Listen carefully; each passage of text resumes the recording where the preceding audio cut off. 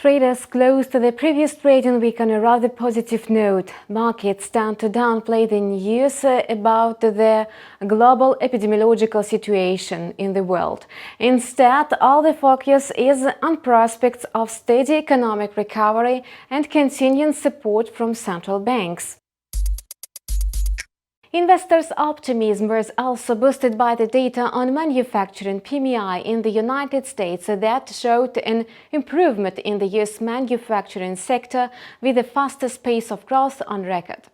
In the course of the last trading week, the US dollar index, which measures its value against the basket of 6 major currencies, reached a 4-month high.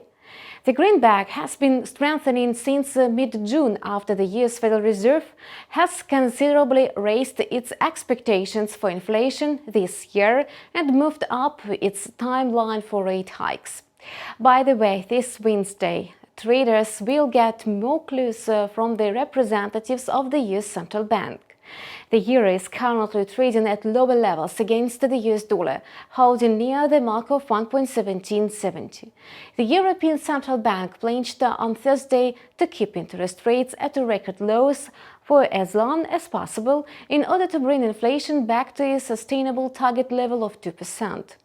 ECB President Christine Lagarde warned about a new wave of the coronavirus crisis and its negative impact on the economic recovery. The European regulator wants to see inflation stay below 2% at least until 2023. Therefore, the central bank will keep its dovish stance on monetary policy longer than was originally planned. Meanwhile, the pound-dollar pair hit its lowest level since January 2021, despite the lifting of restrictions in the UK on July 19. The thing is that market participants remain skeptical about the easing of restrictions and expect to see the deterioration of the coronavirus situation in the UK and other countries. At the same time, investors were monitoring any signs of a possible change in the stance of the Bank of England that was ready to give up on its drastic measures and revise the interest rate amid rising inflationary pressure. Thus, inflation in the UK rose to 2.5% in June, its highest level in almost 3 years. As for the crypto market, traders found the way to get Bitcoin a bit higher. As a result, the number one cryptocurrency returned to the level of $34,000 per token.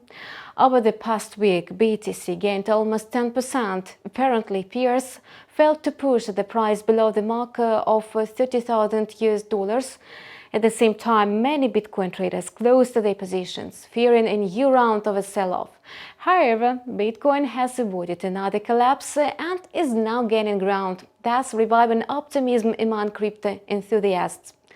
Despite a global crackdown on mining and increasing scrutiny of crypto-related transactions, the world's leading cryptocurrency retains its position.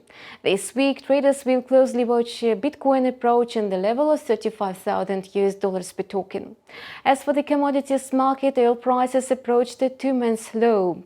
Thus, BRENT crude settled near $68.40 per barrel. Investors still worry that crude supply will outstrip the demand.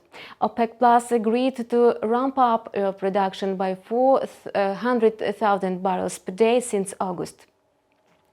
However, the ever-worsening situation around the pandemic casts a shadow on the recovery prospects of fuel demand. In the meantime, gold finished last week near the level of $1,800 per troy ounce. Traders have shifted their focus towards the stock market and are now more interested in earnings report, which is a clear sign of improvement risk appetite. You are watching combined review on currency and commodity markets on InstaForex TV channel with me, Kate Stichin. We wish you profitable deals with InstaForex.